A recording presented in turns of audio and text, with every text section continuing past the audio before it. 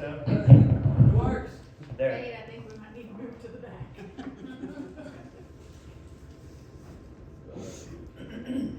Okay. Today, we're going to talk about the prophecies of God telling the Jews, the Hebrews, when the Messiah would be born. And there's several of those that were written by different prophets, but we're going to focus on just a couple today. And because of, and I think this is really interesting, the more, especially atheists think, the more technology we have, the more archaeology we do, that's going to disprove the God of the Bible and all the history that is recorded in the Bible. But the more technology we have, the more archaeology that occurs, the more it seems to prove the Bible is correct. We just now, in the last 20 years or so, have gotten more technology that allows us to do calculations of things and to see or to examine more and more the things of the Bible. Daniel's prophecy in chapter 9 predicted, or didn't predict, it told when the Messiah would be not born, but be cut off. So let's read that. Chapter 9, Daniel chapter 9, verse 21. While I was still in prayer, Gabriel, the man I had seen in the earlier vision, came to me in swift flight about the time of the evening sacrifice. He instructed me and said to me, Daniel, I have now come to give you insight and understanding. As soon as you began to pray, an answer was given, which I have come to tell you, for you are highly esteemed. Know and understand this. From the issuing of the decree to restore and rebuild Jerusalem until the Anointed One, the ruler, comes, there will be 7 sevens and 62 sevens. After the 62 sevens, the Anointed One will be cut off. So this occurred, if you recall, Daniel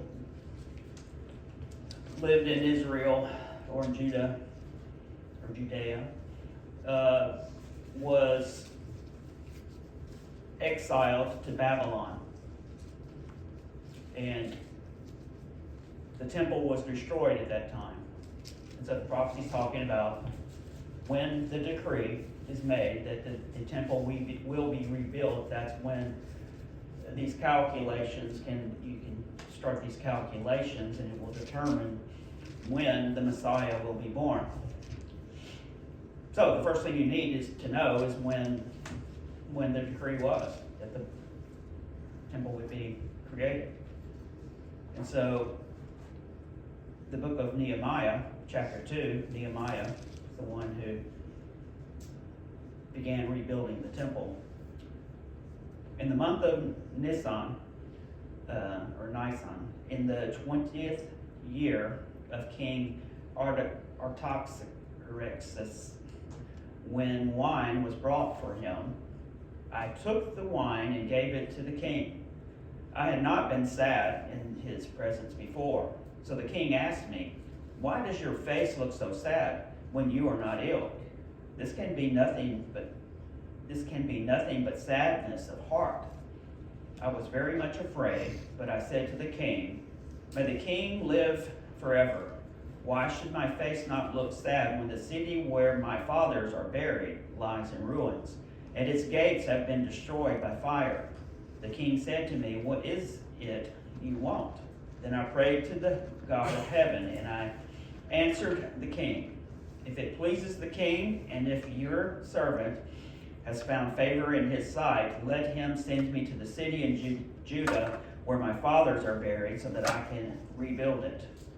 Then the king with the queen sitting beside him asked me, "How long will your journey take, and when will you get back?" It pleased the king to send me, so I set a time. I also said to him, "If it pleases the king, may I have letters to the governors of Trans-Euphrates, so that they will provide me safe conduct until I arrive in Judah? And may I have a letter to Asaph, keeper of the king's forest, so that he will give me timber and make beams for the gates of the citadel by the temple and for the city wall and for the residence I will occupy." And because the gracious hand of my God was upon me, the king granted my request. So we have the date of the decree. So here's a little bit of the math I was talking about. So 7 years times 7 years is 49. 7 years times 62 years is 434. In Daniel's time, they used a 360-day calendar, so you have to transfer it into days. So that's 173,880 days. And that equals 476 years in our calendar.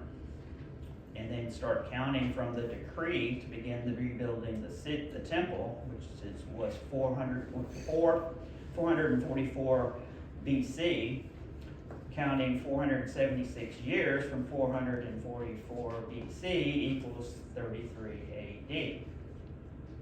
Jesus was crucified on April the 3rd, 33 AD. So knowing that, you can deduce the date of his birth. But early Christians they were not interested in the birth of Christ. They were interested in the resurrection. That was the important part for them. So they didn't focus on that, and they did not celebrate that day. It was later that Christians began to worship, or not to celebrate a birth, but it was much later, and there's a lot of history in that. It's assumed that it was that the Catholic Church chose a pagan date, but it's actually chosen before the Catholic Church was formed, and actually the Romans took up the date that early Christians had recognized as the birth of Christ. Now we're going to talk about Kepler. Kepler was a scientist. He was born in the late 1500s. He was a mathematical genius.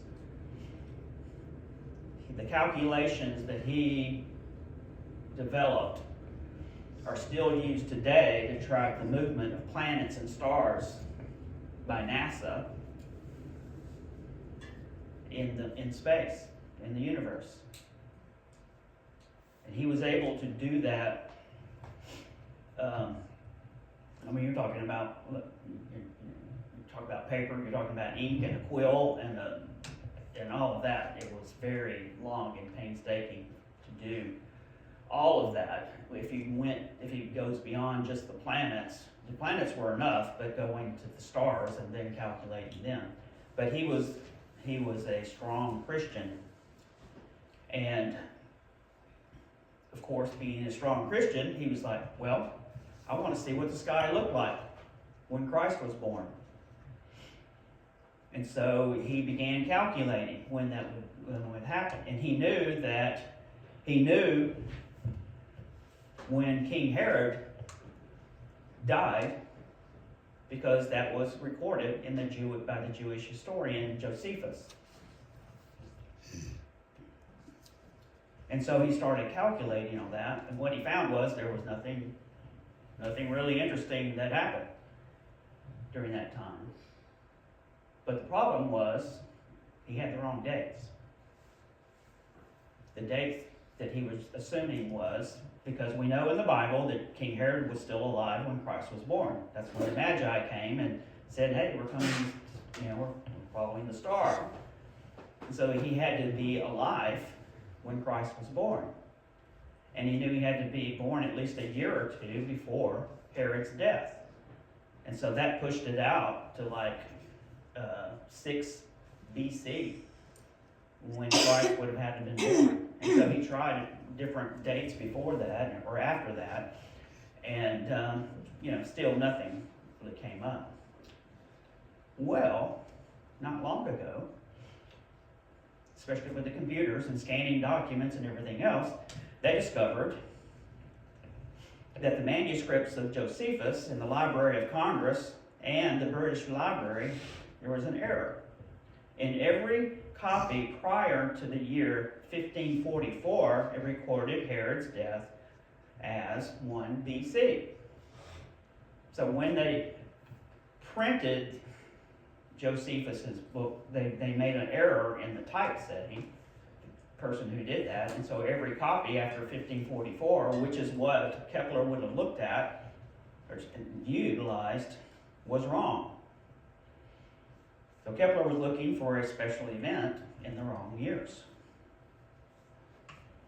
So if King Herod dies in 1 BC, and Christ was born either in 3 or 2 BC, in the book of Deuteronomy 17, 2 through 5, let's see, I don't know why I have that in there, but we'll look at that in a minute.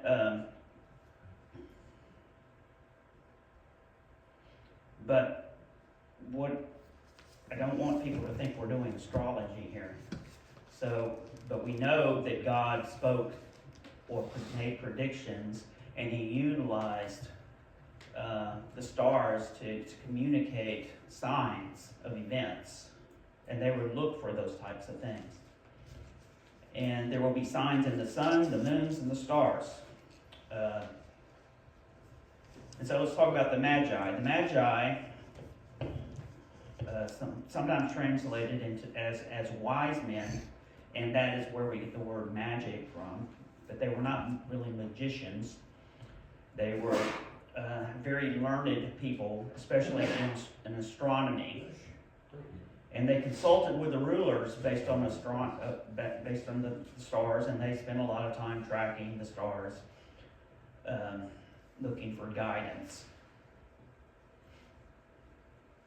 The Magi were from the east, we know that, and we know they're from Babylon, really, because that's where the Jewish influence was prior to the temple being rebuilt and all of that, and so they were very interested in what happened with the Jews, or they not very interested in what happened to them, but they were aware of the Jews and their connection.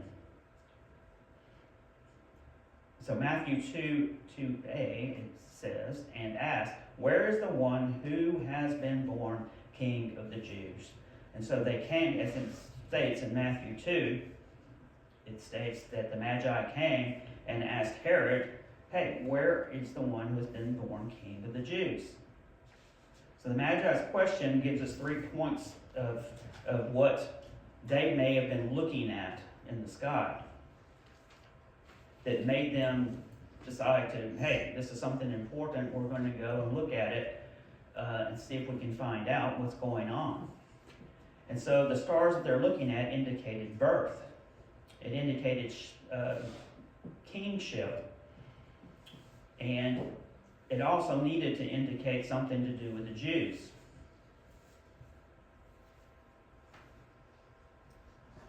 So Matthew 2:2b, it says, we saw his star in the east and have come to worship him.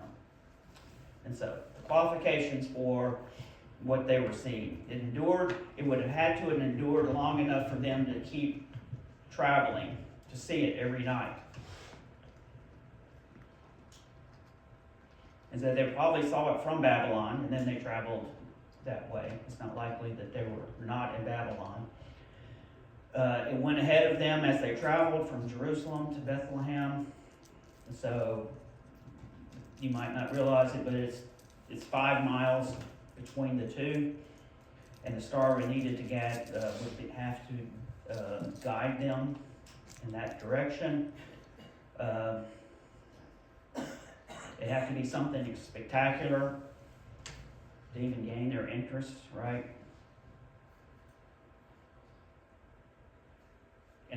And the star would have to stop in its position in the sky. So you can ask, can a star do that? Well, yeah, it can do that. because it wasn't really a star they're looking at, it was the planet Jupiter. And it just so happens that what happened scientifically, it does happen a lot, is that if you're going, it's like if you're in your car, and the car that you're passing on your left looks like it's going backwards when it's really standing still, but you're moving forward. So the way the stars go, if the planet is passing this way and you're looking back at it, it was going this way, now you're going this way in front of it and you're looking back at it and it doesn't change position. It's called retrograde. Now, the planet Jupiter is many times larger than the Earth and it's visible to the naked eye. You can always see it on a clear night from Earth. To Matthew's star, Jupiter, as viewed from Earth, would have to do particular things. Jupiter's movements would have to satisfy all 9 identifying characteristics. In September of D3 BC, at the time of the Jewish New Year, Rosh Hashanah, Jupiter began to do just that. A magi watching Jupiter that September saw 2 objects moving so close that they appeared to touch. This close approach of celestial bodies is called conjunction. Our Middle Eastern view saw Jupiter coming into a close conjunction with the star Regulus. And Regulus is a very bright star in itself. Regulus takes its name from the word root, which yields our word regal. In Babylonians called Regulus Sharu, which means king. The Romans called Regulus Rex, which means king. At the beginning of the new Jewish year, the planet of kings met the star of kings. So, this is what I spent a lot of time yesterday doing, because you can do it now. You can go and see anywhere on Earth for any date. You can see what the sky looked like for that date, from that particular place, and that particular time. And so, I don't know if you can see here, you can see this is Jupiter, and then right above it is the star Regulus. So it's almost like it being crowned on top of the planet. And just to add some more information, you can see that it's in the constellation Leo, which is the lion. Jesus was born, the tribe of Judah, which is represented by the lion. And so, so I just went in, I put in the date, minus 3 BC, put in September the 3rd, and it showed this is what the sky was. And so everything that was described in this, it was just there. It showed it. This is what they would have seen. They would have seen a bright object, which is Jupiter, as normal, but then they would have seen a bright star, but then they would have seen them combined together into this amazingly bright star that would have been there, that they would have seen this for months. What happens, and when I looked at this all the way through December the 25th, Regulus stays aligned with Jupiter there, but it just goes further above it during that period of time. So, we know about what the Jews felt about the star or the planet. They called them the same. They didn't know the difference. It signified birth. It signified kingship. They always looked to Jupiter for identifying when a new king of Israel would come in place. It had a connection with the Jewish nation. It rose in the east like other stars. It appeared at a precise time. Herod did not know when it happened. No one had mentioned or brought that up within the Israel's scholars at that time. They may have had it, I'm sure the priests probably knew, but it's not something they would have shared with Herod. It endured over time, many nights. It was ahead of the Magi as they went south from Jerusalem to Bethlehem, and it stopped over Bethlehem. So looking at Revelations 12:1, this is how John described it. A great and wondrous sign appeared in heaven, a woman clothed with the sun, with the moon under her feet. It was a new moon on that day also. And a crown of 12 stars on her head. She was pregnant and cried out in pain as she was about to give birth. Then another sign appeared in heaven, an enormous red dragon with 7 heads and 10 horns and 7 crowns on his head. His tail swept a third of the stars out of the sky and flung them to the earth. The dragon stood in front of the woman who was about to give birth so that he might devour the child the moment it was born. She gave birth to a son, a male child, who will rule all the nations with an iron scepter. So this would be the Messiah in his role as King of Kings. The woman would be Mary, the mother of Jesus. The dragon, which waits to kill the child at birth, would be Herod, which we know he did. John says the woman he saw was clothed in the sun. She had the moon at her feet. He said this was a new moon on that day.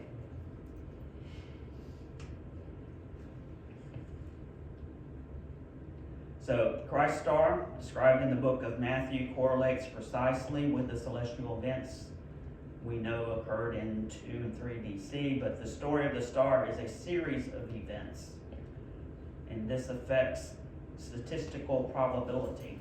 Any one of the events might well reoccur, some more frequently, but others in over hundreds of years. The odds of all of these events happening simultaneously is nearly zero. That every one of these things would happen, especially as the universe expands and positions change. So, other studies have shown that Christ was actually born in the early fall, using other information. Now you can kind of look at it in this way. Christ was born, the star was then there. This would have been the first time the Magi would have seen it. They may have traveled for months to get there, and to travel there, and they would have still been following it. And it may have taken them till December to get where they were going. And it's been fairly straightforward that Christ wasn't born in December. They pretty much had to determine that in the past. But